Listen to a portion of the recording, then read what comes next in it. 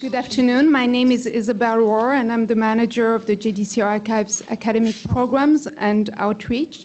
I'm delighted to welcome you to this public lecture in the context of the Ruth and David Musher JDC Archives Fellowship Program.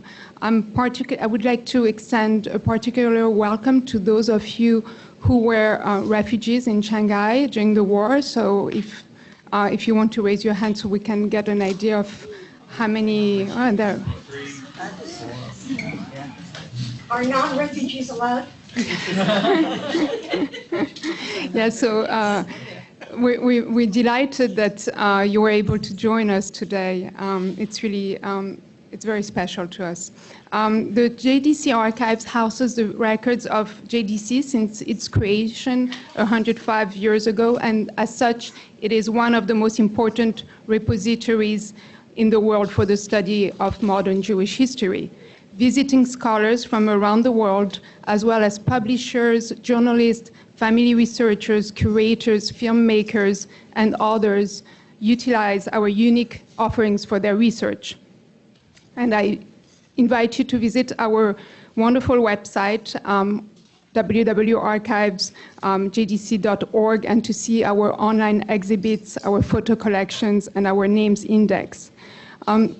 The Ruth and David Musher JDC Archives Fellowship was established with a generous gift from Ruth and David Musher, supporters of JDC who have deep roots in the American Jewish community, as well as a long commitment to Jewish education and academic research and scholarship. The goal of this fellowship is to enable scholars engaged in graduate level, postdoctoral, or independent research to conduct research in the JDC Archives. This is our fourth Ruth and David Musher JDC Archives public program, and I want to extend thanks to Ruth and David Mushers who are with us today for their generosity in endowing this fellowship. Our speaker today, Ming Pan, is the recipient of this fellowship for 2018. Our format is that our guest speaker will talk for about 45 minutes. We will then entertain questions for about 15 minutes. I would like to now call on Ruth Musher, who will introduce Ming Pan.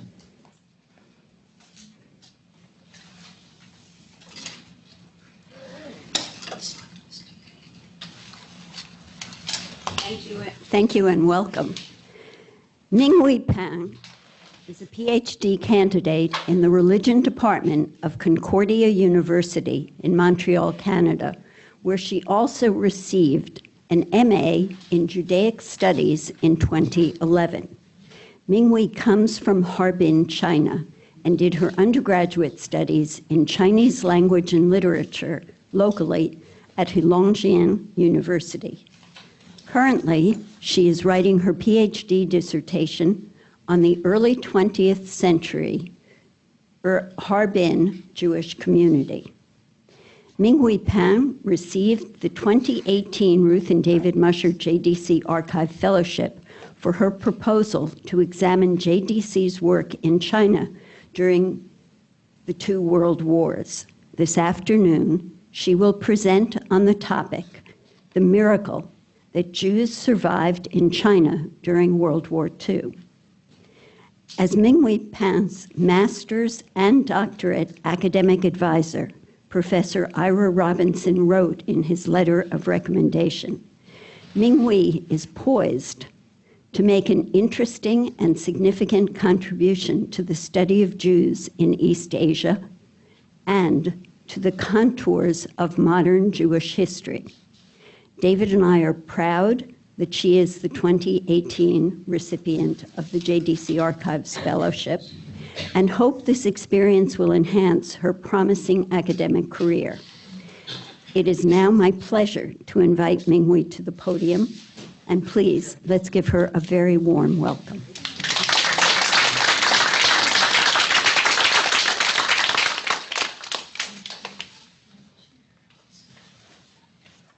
Okay, the miracle that Jews survived in China during World War II.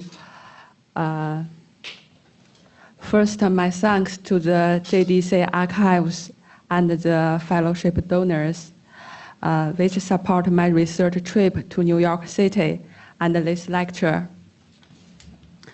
Second, my thanks to the Canadian Jewish Studies led by Dr. Ira Robinson. Ira Robinson is my supervisor. Without him, this project is impossible. Last, part of this lecture was presented previously at the Conference of Israel at 70 at the Raleigh Institute of Israel Studies, Concordia University, Montreal, in the summer of 2018. But that presentation was only 15 minutes. This lecture will be 45 minutes, and it will give more details.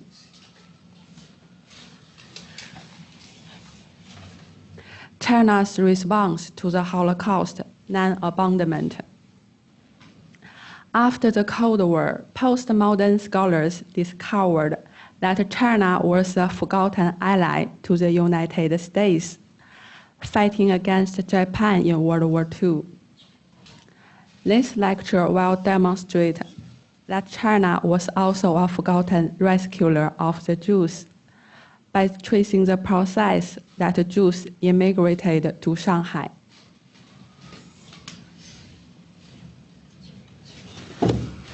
As early as in 1933, when Hitler came into power, a small group of German Jews immigrated to Shanghai.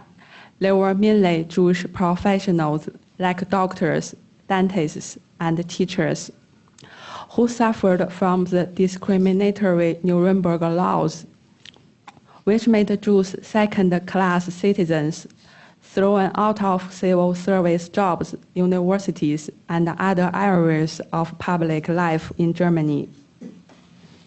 The Jewish professionals easily obtained visas from the Chinese embassy in Berlin upon presenting a recommendation from the German Foreign Office.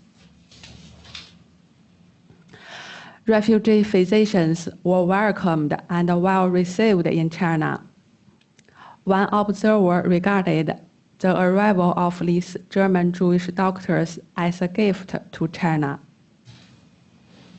As of 1937, German Jewish immigrants increased to more than 1,000.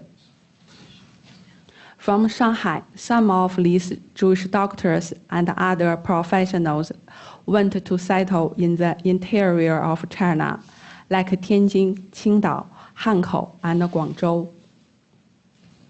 Because China was the only country that did not develop anti-Semitism, American Jews sought to find a new home in China for German Jews. Galbay points out that in 1934, Maurice William, an influential Jewish dentist and socialist in New York, planned to establish a Jewish settlement in China. However, except for Albert Einstein, no one took William's plan seriously.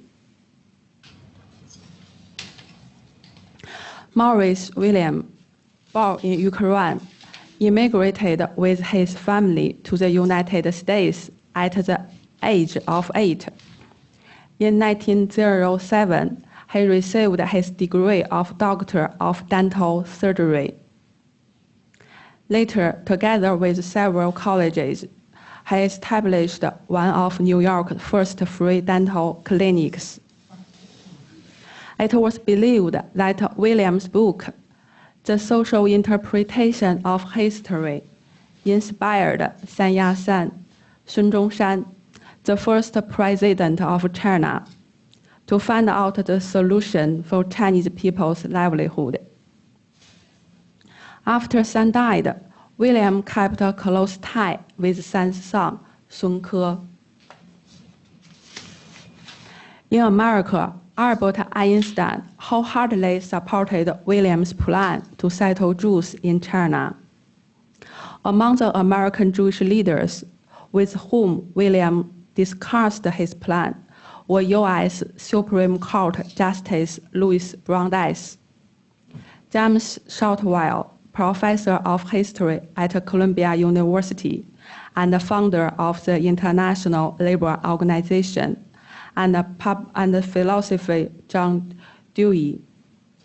They were all convinced that China was the one great hope for Hitler's victims. But no one knew how William's plan could be put into practice.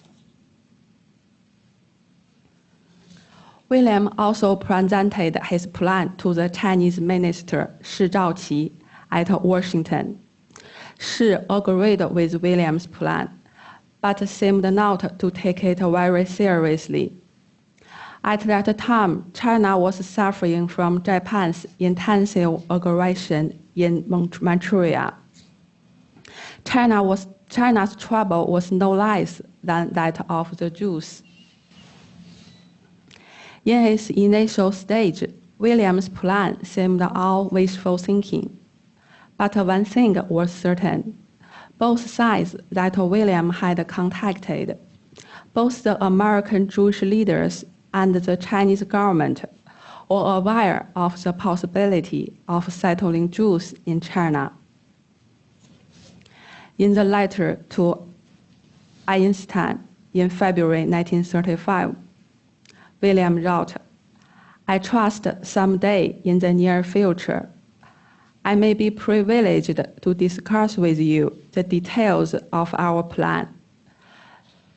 Those who have studied the problem seem convinced that China offers unusual possibilities for German Jews." Before long, the annexation of Austria to Germany in March 1938 made the first immigration of Jews possible. To expel Jews outright, Gestapo Adolf Eichmann set up the Central Office for Jewish Immigration in Vienna in August 1938. The Nazis began to persecute Jews in force across Germany and Austria.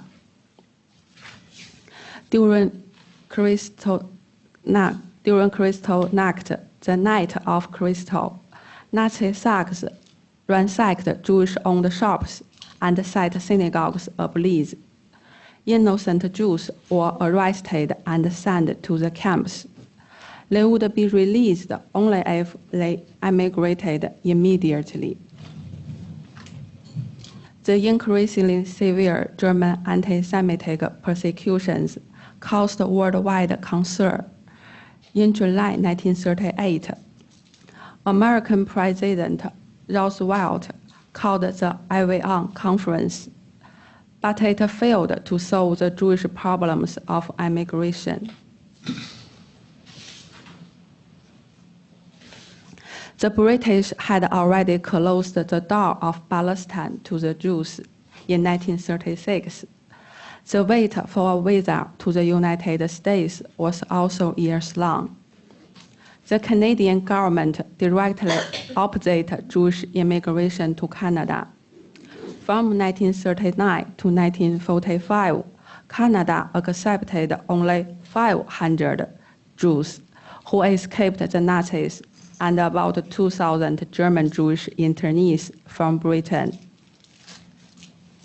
Moreover, the Jews escaped to other European countries like France and Switzerland, were eventually captured and deported by Nazis.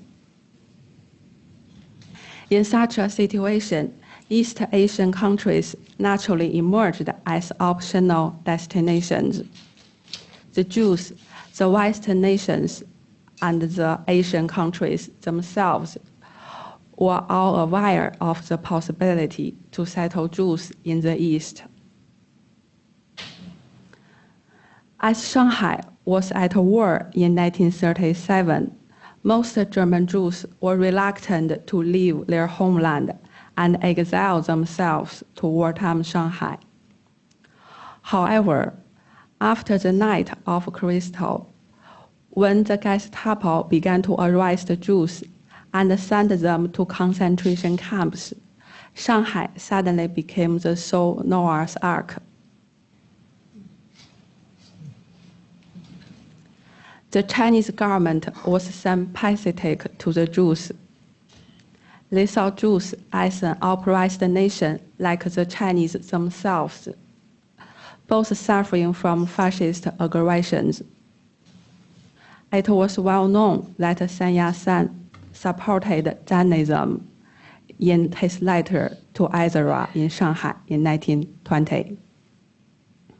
After Sun died, Sun's widow Song Qingling and the members of the China League for Civil Rights launched a protest against Nazi persecution of Jews with the German consulate in Shanghai in 1933.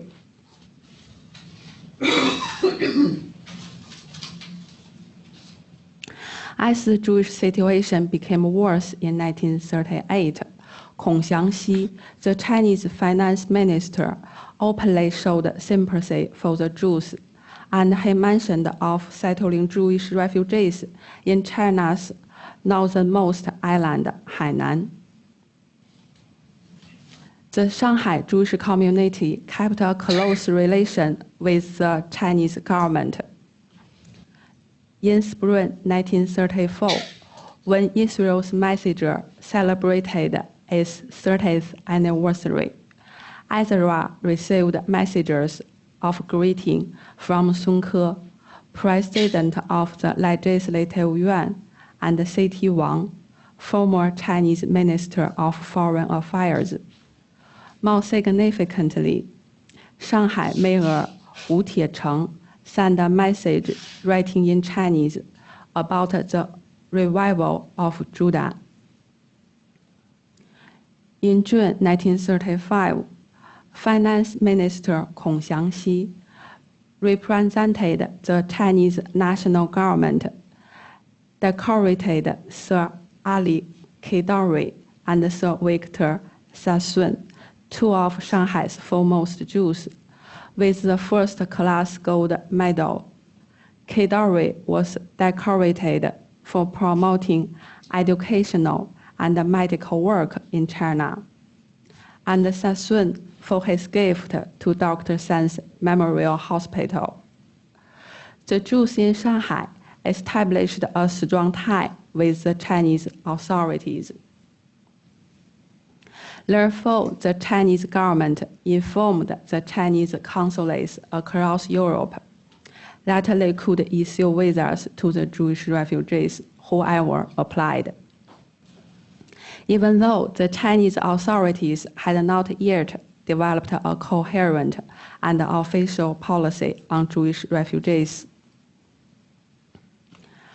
Evidence showed that as early as October 1938, multiple Chinese visas were issued to Jews across Europe. In Paris, Walter Immergert obtained his visa from Consul General Huang Zheng on October 6, 1938. With a visa from the Chinese Consulate in Amsterdam, the engineer Hugo Dubourgsky sought his release from Dachau concentration camp in February 1939. In Hamburg, Arthur and Margaret Lubinsky obtained their visas from Consul Zhang Gengnian on April 3, 1939. Remarkably, He Fengshan, the Consul General in Vienna, issued the largest number of Shanghai visas to the Jews. He arrived in Vienna in spring of 1937, and he became Consul General in May 1938. He had compassion for the panic-stricken Jewish community in Vienna. He was aware of that the Gestapo released Jewish victims if they could show evidence of speedy departure from Germany or Austria, such as entry visa or a ship ticket to another country. For human reasons, He decided to help Jews flee from Vienna by issuing Chinese visas. He's efforts to save Jews appeared to have started when a 17-year-old Jewish boy, Eric Goldstab, who had tried unsuccessfully to obtain visas from 50 other consulates, visited the Chinese consulate. He issued 20 visas for the boy's relatives, but he did not stop there. The boy's relatives told their friends, and soon long lines were forming outside the consulate, from where he was soon issuing thousands of visas each day.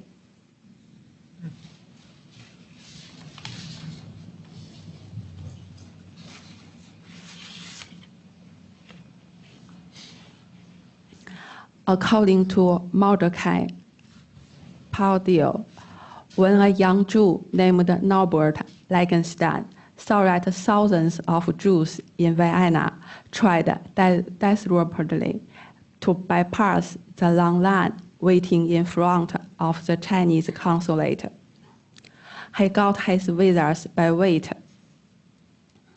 He went home and with his pen carefully copied onto a clean envelope a series of Chinese characters gleaned from the family's encyclopedia.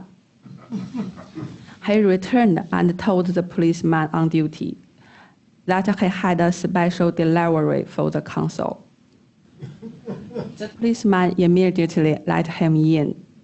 Once inside, Norbert stuffed the envelope into his pocket, took out the passports, and applied for the visas. Thanks to her, the 5 younger members of the Langenstein family were able to leave Vienna in time and were saved.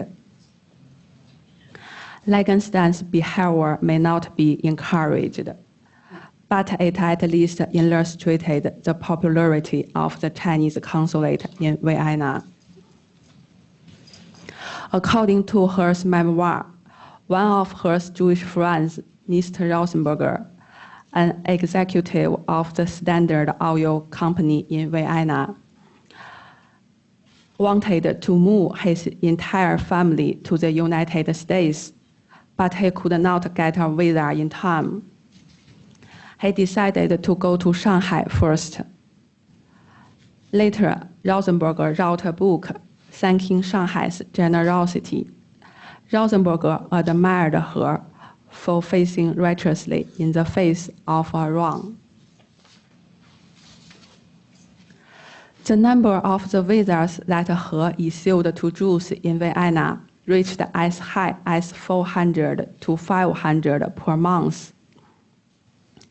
During the 2 years in his post, from May 1938 to May 1940, He kept issuing visas to Jews without restrictions.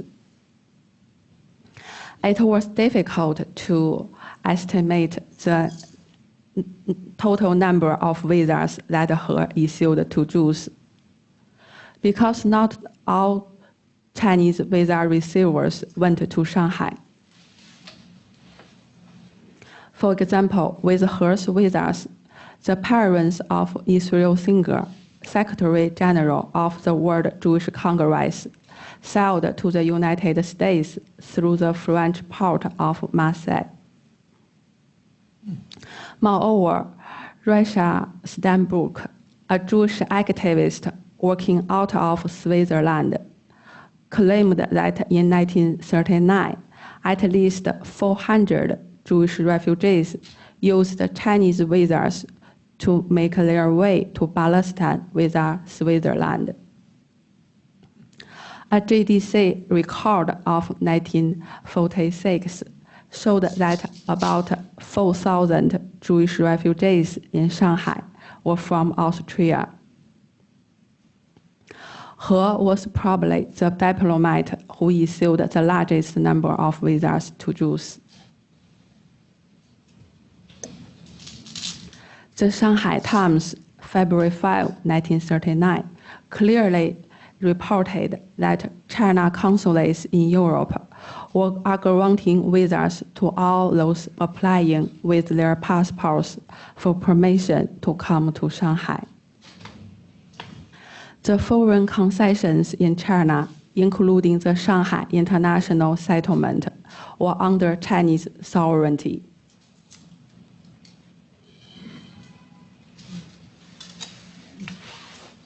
Here's Shanghai in China. Britain opened China's door to trade by force in the First Opium War in the middle of the 19th century and set up Shanghai as a treaty port. According to the port treaty between China and Britain, the Chinese controlled passports at the port, and the foreigners should apply visas from the Chinese consulates. The Japanese occupied Shanghai by force in 1937, but they did not have diplomatic rights and international recognition. The Japanese did not occupy the Shanghai International Settlement because Japan did not want to involve Britain and the United States in a war against Japan. Consequently, the Shanghai International Settlement became an international refugee center.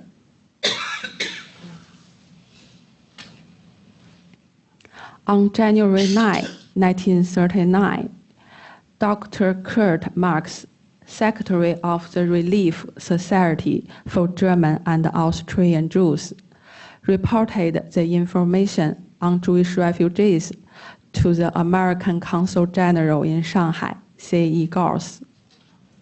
Marx informed Consul General Gauss that the Shanghai Relief Society for German and Austrian Jews provided direct relief averaging over 70,000 Chinese currency per month. A proposal under discussion was to supply the refugees with Chinese instead of foreign food at a level closer to the subsistence level provided for Chinese refugees by relief agencies in Shanghai. Even if expenditures for relief are out to the minimum, Gauss warned that it is not to be expected that this committee will be able to secure enough funds to provide relief indefinitely for the number of refugees now in Shanghai, unless substantial contributions are obtained from abroad. Consul General Gauss sent a letter of the Jewish refugees in Shanghai, inculcate to the Department of Washington, copy to embassy, Beijing, Chongqing, and London on January 24, 1939. The Chinese government in Chongqing noticed the great number of visas that were issued to Jews in Europe and their arrival in Shanghai. So they began to think more seriously about an effective way of settling Jews in China.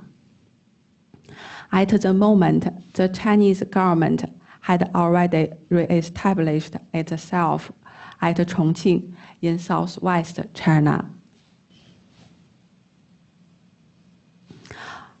On February 17, 1939, to alleviate the unregulated entry into Shanghai, Sun Ke, president of the Legislative Yuan, proposed settling Jews in the southwest border region, that is Yunnan province, which was one of the regions under Chinese control.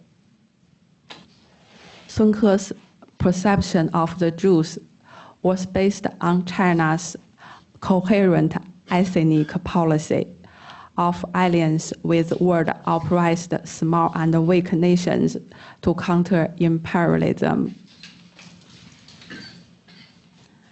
In early 1939, Sun Ke believed that establishing the Jewish settlement not only allied with the oppressed races, but also promoted the British and American to aid China's war. Sun Ke obtained the wholehearted support from Kong Xiangxi, finance minister. Kong had a good impression of Shanghai Jews and sought to settle Jews in China from the very beginning. On March 7, 1939, the highest National Defense Council principally passed Sun Ke's proposal and submitted it to the Executive Yuan.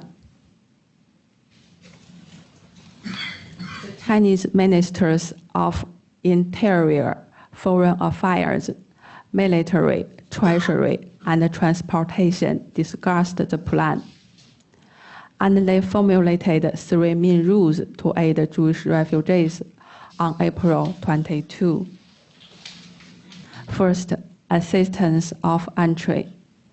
Chinese consulates should grant special passports to stateless Jews.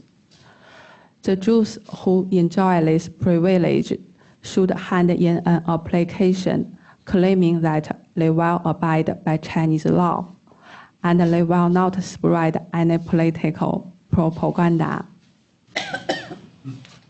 Second, settlement after entry.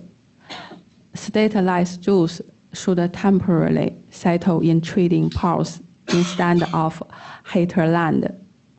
For the Jews who prefer Chinese citizenship, they should apply according to Chinese law and legal procedure. Jews with Chinese citizenship will enjoy all civil rights equally with other citizens, without any racial or religious discriminations. Third, recommendation of employment. As most stateless Jews are in a difficult situation at present, it is necessary for the Chinese government to assist Jewish refugees in finding jobs. As China is in construction, the government officers need all kinds of experts and technicians, such as scientists, engineers, doctors, and machinists. On May 2nd, the highest National Defense Council formally passed the regulations and submitted a secret order to the officials in all the departments.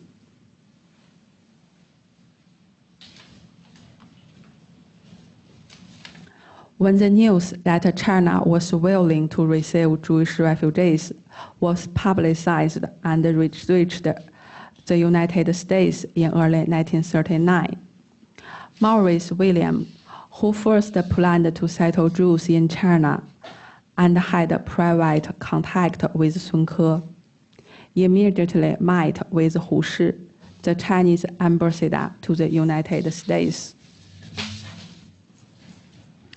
By that time, William already had joined the Chinese Nationalist Party and had become secretary of the American Bureau of Medical Aid to China and chairman of the fundraising committee of the United Council for Civil and Relief in China, which was joined by Albert Einstein, Herbert Hoover, and Henry Luce, publisher of Time magazine.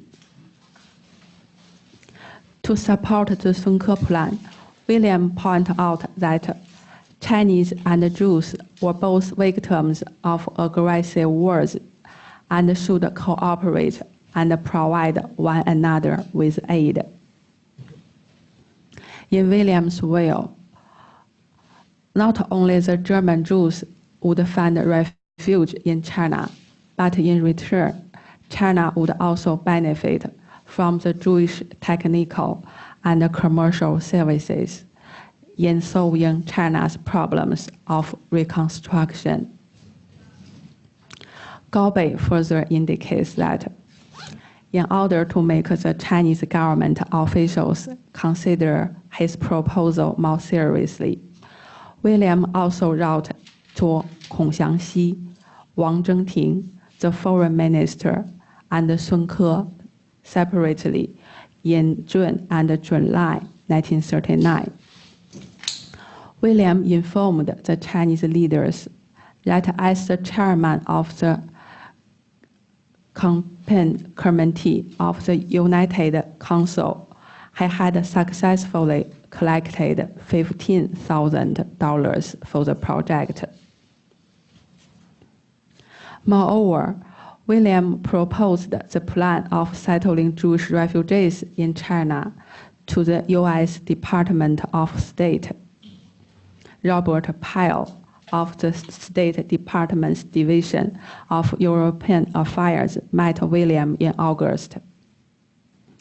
Pyle also wrote William a letter of introduction to contact the president of Advisory Committee, but there was no response from the American government.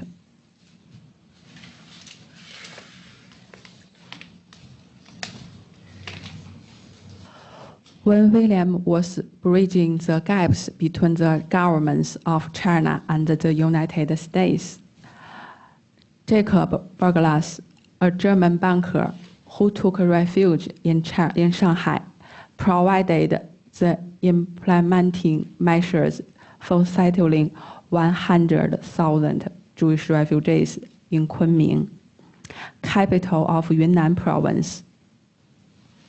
He suggested creating a committee in New York responsible for raising funds. Berglas also made a detailed budget for the refugees' food, housing, and transportation, which he believed could be applied to all immigration schemes. However, Bernhard Kahn of the New York JDC questioned the practicality of Berglas' scheme, especially concerning his ambitious figure of 100,000 refugees. Nevertheless, negotiating among Chongqing, Shanghai, and New York, Berglas was a spokesman of the Jewish settlement plan in China, and his plan was widely circulating among world Jewry. While the Chinese authorities and the American Jews were still negotiating on the feasibility of establishing a Jewish settlement plan in Yunnan, news of China's plan to settle Jews already spread among European Jews. As a result, Jewish refugees in Europe began concentrated immigration to China since April 1939. As more than 300,000 German and Austrian Jews escaped to France, Mr. Deroux, Secretary of the Hebrew Immigrant Aid Society Bureau in Paris, went to see Chinese Consul General Huang Zheng on April 22. Overseas, Huang did not learn the details of the Sun Ke plan, but he confirmed that the Chinese government was willing to receive Jews. Huang further asked Deroux to use Jewish influence in the West to support China. So the Chinese government officially approved collective Jewish immigration to China after April 1939. The route to Shanghai was the first and most familiar way to enter China, so the Jewish refugees in Paris chose to land in Shanghai. In addition, a large number of Jewish refugees fleeing to Shanghai came from Vienna by virtue of Consul General He Fengshan's effort as discussed previously. Exceptionally, incomplete evidence shows that aid association of German Jews in Berlin, different from international HIAS and JDC, had little contact with the Chinese authorities, so that a large number of German Jews who directly deported from Berlin to Shanghai may not apply for visas. In any case, the prevalent view that a visa was not required for Shanghai is not true. Due to the war situations in both Europe and China, illegal transportation might be a common occurrence. However, as long as China maintained its sovereignty, large-scale immigration to China, including Shanghai, had to be accepted by China. Therefore, it was not the visa non-requirement, but rather China's permission that saved Jews. According to Yehuda Bauer, in Shanghai, by early February 1939, there were 2,500 new refugees there. By the end of March, there were 4,000. By May, there were 9,000. The number of Jews that arrived in Shanghai by May doubled the number of March. It showed that the majority of Jews fleeing Europe reached Shanghai just after China announced its Jewish settlement plan in April. GTA also reported that the number of the Jewish refugees dramatically reached 8,000 in the middle of May, and more than 13.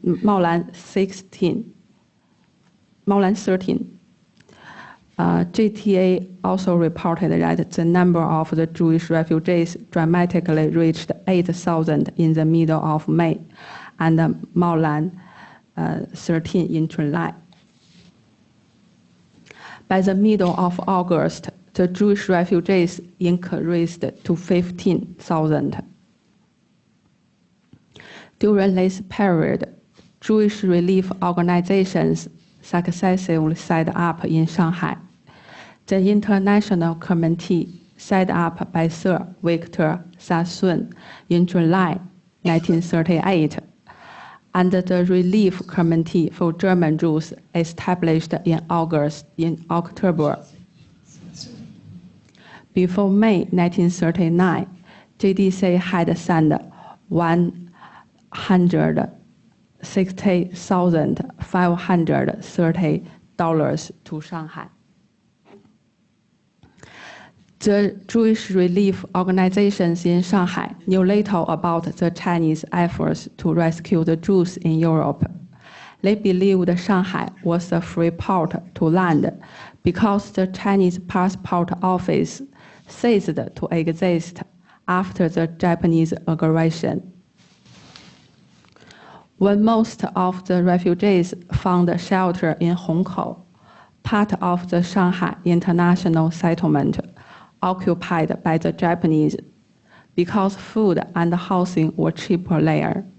The Japanese Navy banned Jews from landing in Shanghai since August 1939. After September, the Japanese Navy and the Shanghai Municipal Council illegally created a permit system and closed the door to mass Jewish immigration.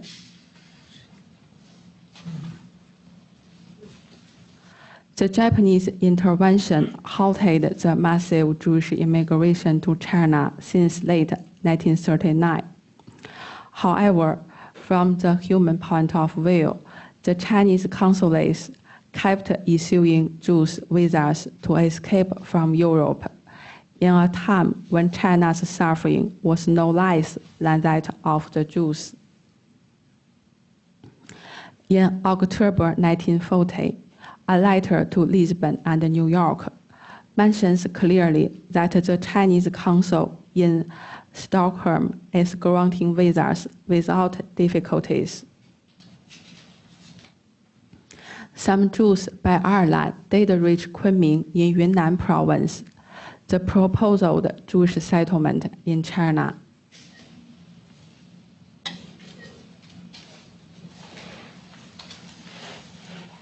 Here is Chongqing, here is Yunnan and Kunming, the proposed Jewish settlement in China. Wolfgang Kaufmann and his father Hans, a German physician, seized the last opportunity living in Germany and immigrated to China in fall 1940. Hans's brother Leo and his family already lived in Nanjing and achieved Chinese citizenship in 1936. Settled down in Chongqing at the age of 16, Wolfgang soon mastered the Chinese language and became a truck driver on the Burma Road. In 1949, Wolfgang married a Chinese girl named Su Lan. The couple immigrated to Israel in 1941. In his memoir, Wolfgang appreciated the 11 years that he lived in Chongqing during World War II. This is Wolfgang and his memoir, From Nazi Germany to Wartime, Central China, Story of a Young Refugee, 1940 to 1951.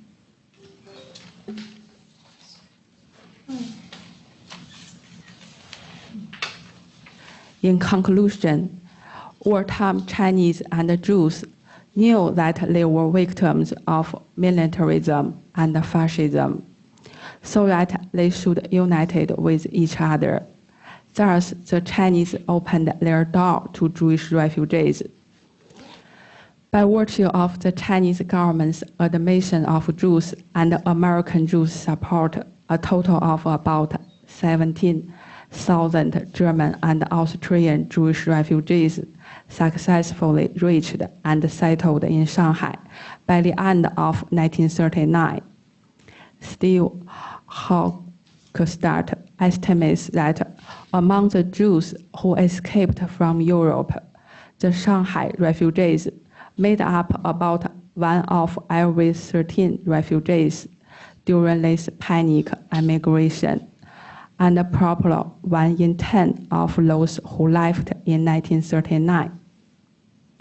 After the Cold War, we get the chance to recount the miracle that Jews survived in China within a global whole historiography by exploring the ignored Chinese and Jewish war experiences and cooperation. In the golden time rescuing Jews from the Nazis, the whole world abandoned Jews, but only China opened its door. That's it. Probably because there was a gentleman there whose name I cannot remember, who developed worldwide the use of soy products. But it was a very large, wealthy community.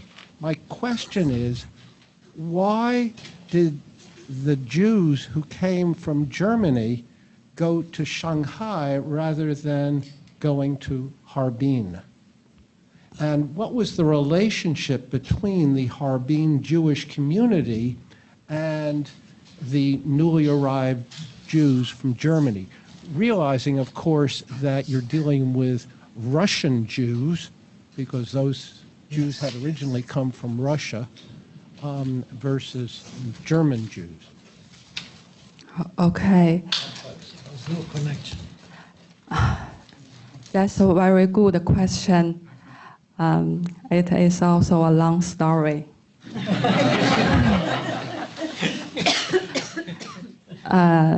Because as you said, Harbin Jewish community, they were built by the Russian Jews. at the beginning of 20th century, when Russia, there were pogroms in Russia, so they escaped from Russia to Harbin. And the American Jews and especially the JDC already supported Jews escaped from Russia to Harbin in World War I, from World War I. So there was a route from East Europe to China, to Harbin. And from Harbin, they sailed to Japan, from Japan to the United States. That's the route used in World War I. And the Harbin Jewish community developed after World War I. But your question is how the community developed. Well, in World War II, when Japan occupied Harbin, Manchuria, they closed Manchuria, Harbin to the refugees. They banned the Jewish refugees from Japanese-controlled areas. So that's the basically the Jewish communities were destroyed during World War II.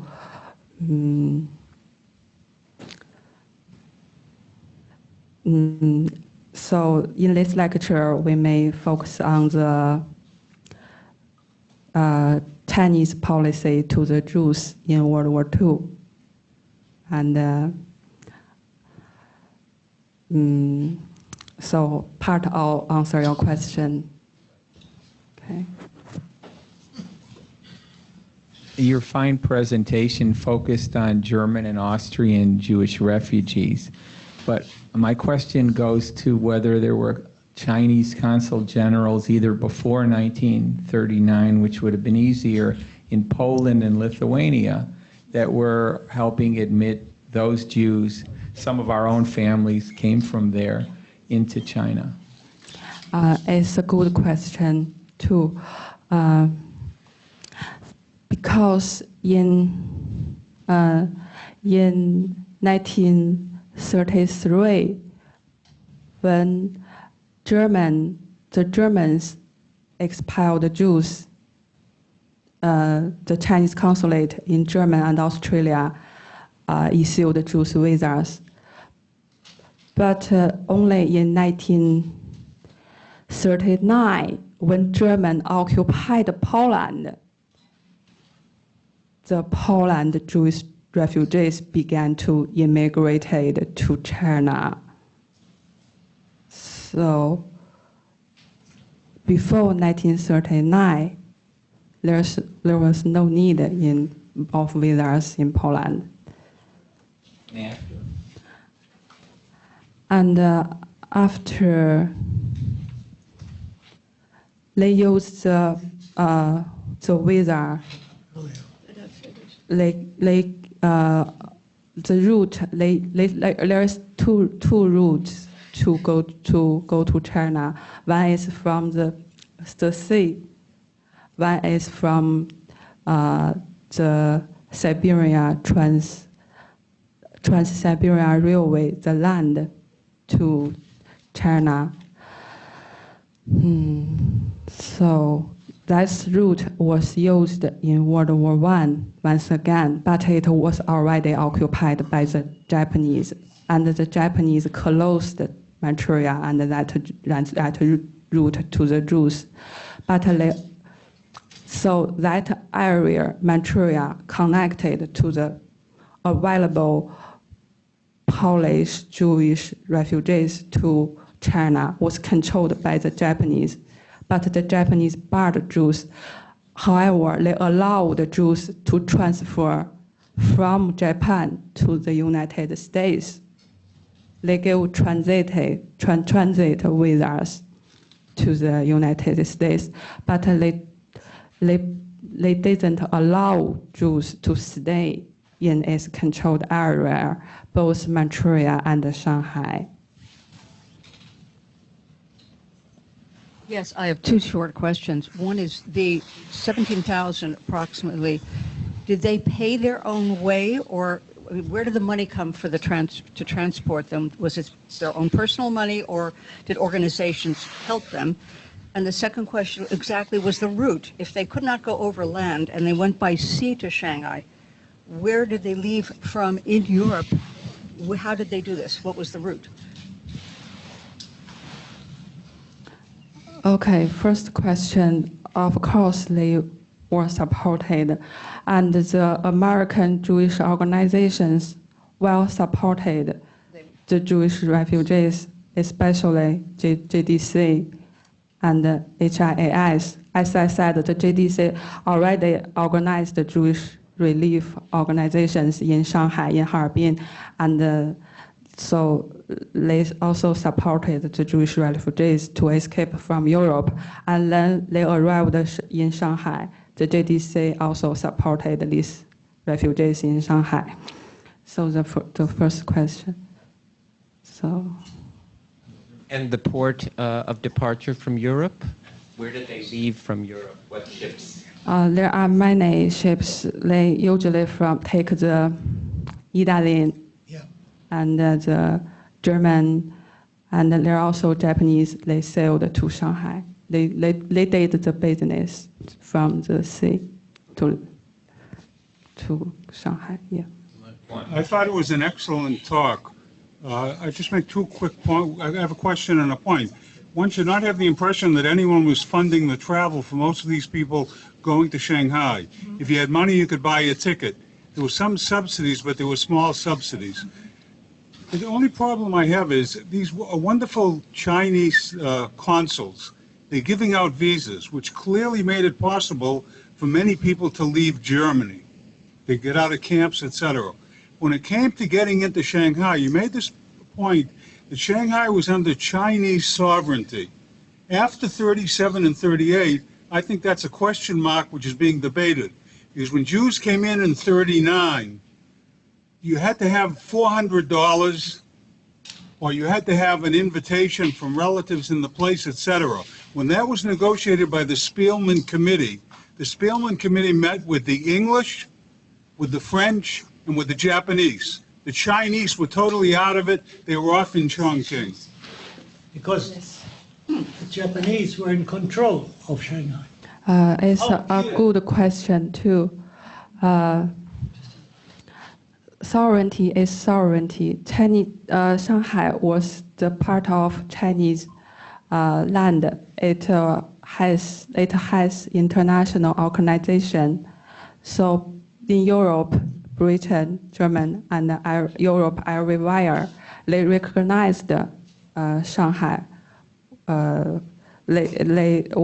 Was China. So the Chinese issued visas to go to Shanghai.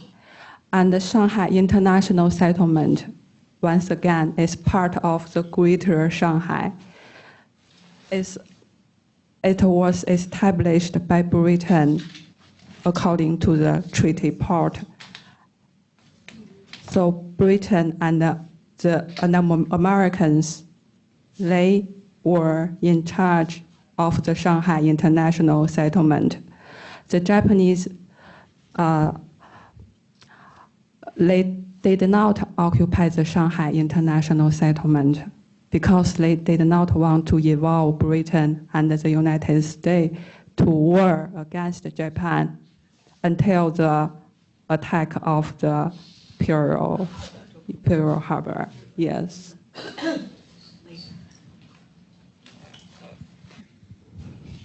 Are you lecturing and writing on the topic of Harbin and the Jews in World War I? Yes. Is any of that accessible? You'll have to wait another year. Thank you very much.